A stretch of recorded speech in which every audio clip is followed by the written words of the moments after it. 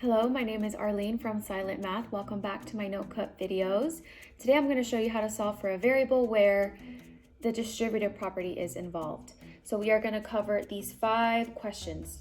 This 5th problem has a star because it was inspired by one of my Instagram followers. Her name is Catherine. She had asked for help, so I thought, you know what, let me just make a video. So Catherine, this is for you.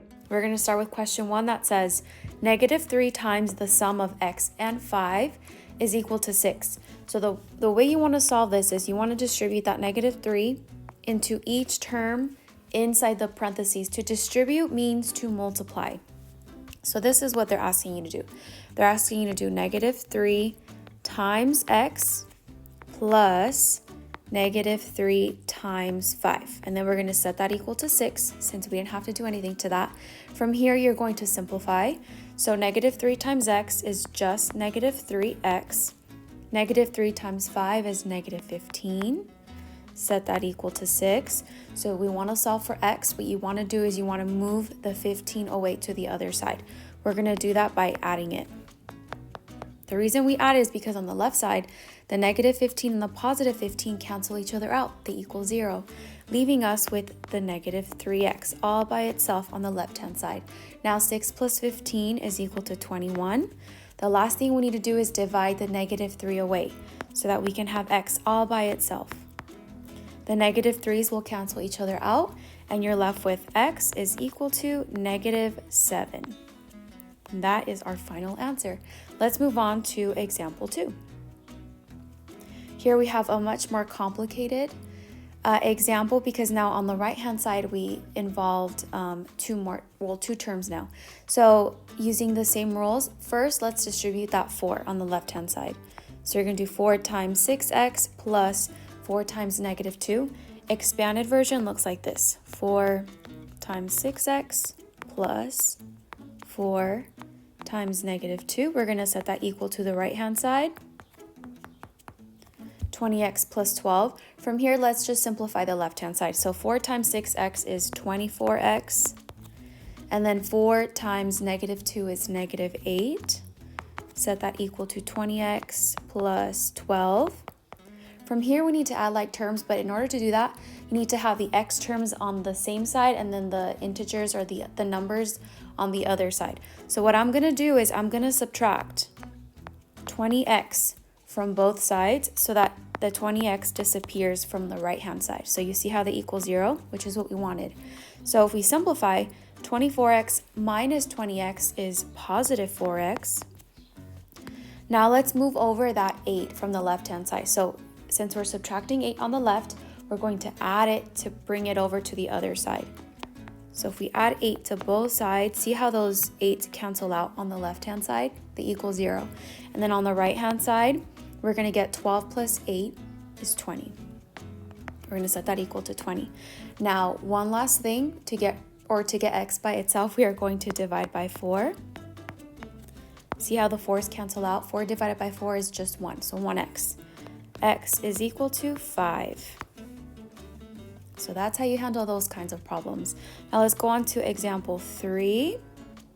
Okay, so this problem is a little bit different now because you have to distribute on both sides of the equal sign. So again, using the same steps, we need to distribute the -7 to the 5a and then to the -2.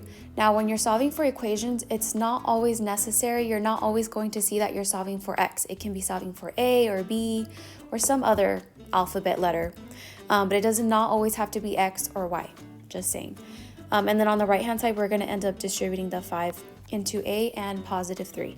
So expanded form, it's saying -7 times 5a plus -7 times -2 equals 5 times a plus 5 times 3. Now we're just going to simplify. So -7 times 5 is -35a plus, and then -7 times -2 is +14. Set that equal to 5 times a is 5a, And then 5 times 3 is 15, so plus 15. Now again, our job is to solve for a, so we got to get the terms on the same side of the equal sign. So I'm going to move the positive 5a from the right-hand side to the left-hand side. We are going to do that by subtracting it away to both sides. Remember, what you do to one side, you got to do the other, because it's kind of like a balance beam. You got to do the right movements, otherwise you're changing your equation. So notice how the 5a's cancel out on the right-hand side. So that means you have negative 35a minus 5a gives you negative 40a. Now we want to move the 14 from the left to the right. So we're going to subtract it away this time. And again, how do you know if you're going to add or subtract? The goal is to make the one side equal to 0. So you're always going to use the same number but the opposite sign. So see how 14 minus 14 is 0? That's how I knew to subtract it away. And then on the right-hand side, 15 minus 14 is just 1. Okay, now we're going to divide everything by negative 40 so we can isolate the a. See how the 40s cancel out, the negative 40s? So we're left with a is equal to negative 1 over 40. I like this example because it shows you that your answer doesn't always have to be a whole number. In this problem, we had a fraction, and that is okay. You can leave it like this. You don't have to turn it into a decimal. This answer is acceptable.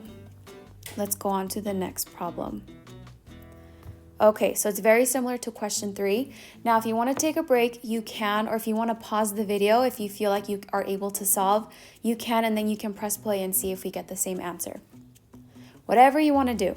So we're going to distribute the 2 to each term on the left-hand side, and then we're going to distribute the 4 to each term on the right-hand side, leaving us with 2 times 5x plus 2 times 3 is equal to 4 times x plus 4 times negative 7. We are going to now simplify. So we get 2 times 5 is 10x. And then 2 times 3 is 6 is equal to 4 times x is 4x, and then 4 times negative 7 is negative 28. Again, we want to get the terms on the same side. So I'm going to move over the 4x from the right side. We're going to do that by subtracting it. All right, on the right-hand side, they cancel out, leaving us with 6x on the left-hand side. And then I'm also going to move the 6 now to the right-hand side. We're going to do that by subtracting it away. On the left-hand side, they equal 0. And then on the right-hand side, we get negative 28 minus 6 is going to give us negative 34. And so the last thing we need to do is divide everything by 6. The 6 cancel each other out, and we're left with x is equal to negative 34 over 6. Now, when you have fractions, you do want to make sure they're simplified. So for this example, 34 and 6 are both even. That means we can divide by 2. So if we divide each number by 2, we're going to end up with negative 17 over 3.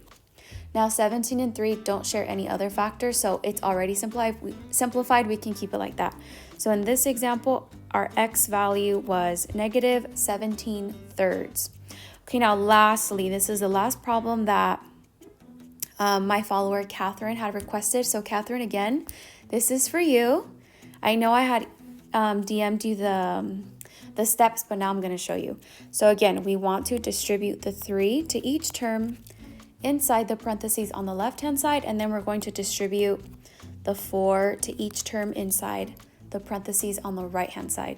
So we get 3 times 8 plus 3 times 4x equals 4 times negative 9 plus 4 times 2x.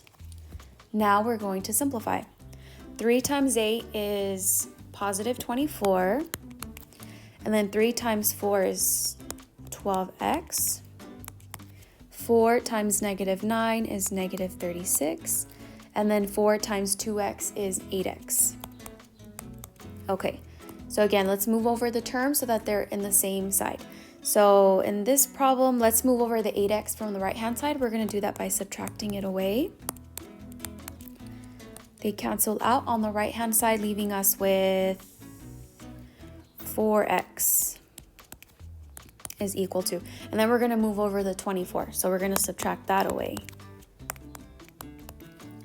They cancel each other out on the left-hand side, and then negative 36 minus 24 is negative 60.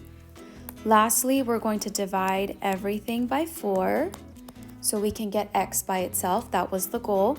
4 divided by 4 is 1, so that's how they cancel out, leaving us with x is equal to negative 15. So for the last problem, our x value is negative 15. Let me know in the comments if you felt like that was very helpful, if maybe there was something that I had missed that I can do another video on. If you even have requests, let me know. A lot of my followers do DM me on Instagram with their homework problems because I do like to help them out. A lot of them don't have like a private tutor, and since I am a private tutor, I love helping out those that get stuck in their math questions or their math homework. Thank you so much for watching, and make sure to like, follow, and subscribe if you want to see future videos like this. Thank you.